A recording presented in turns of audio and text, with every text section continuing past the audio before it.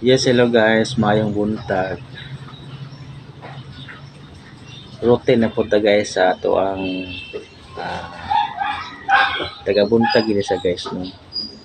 Warm hot water guys. So katunga init katunga po ng bugno. Ah, Nami kani sa guys kay ah, may daghang mga benepisyo sa imong pag-inom og tubig taga-buntag kanang di po kasi init. Sakto-sakto na po siya.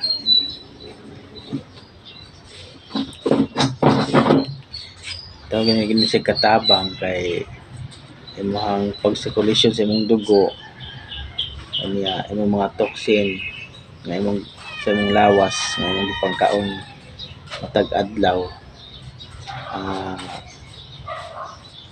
manala makikuha og 1% 2% kay atong mga ipangkaon nato mga guys is grabe kay mga chemical. So sunod is nindot imong katulog, ah, lami mong pamati sa imong lawas. Lami po na siya guys, butangan mo og kanang lemon bitaw katong dagko nga lemon. Unya pag pugong sa kuan sa imong magkunot-kunot dere.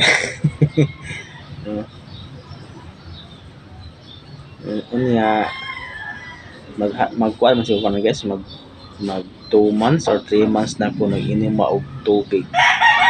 May usahay guys nga makalimot ko labi na kanang magbiyahe ko simple magbiyahe tayo so wala mo ginay tubig.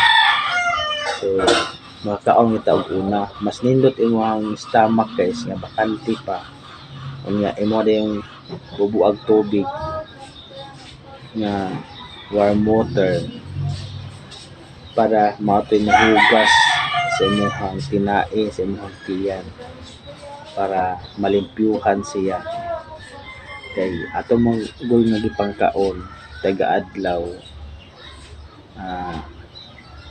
so gani mga mantikaon so badinha so dapat imong tinae hugasan gid pero mabuntag so nindot siya ang tubig na ininit maiinom nimo kaysa tubig nga normal nga bugnaw mo iinom dili to sa magkapanghugas sa imong tiyan kay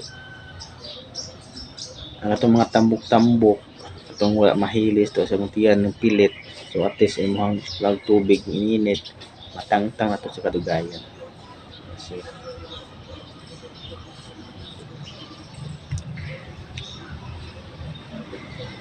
so mao na ang buhatan nyo guys no mag-daily routine ta taga-buntag warm hot water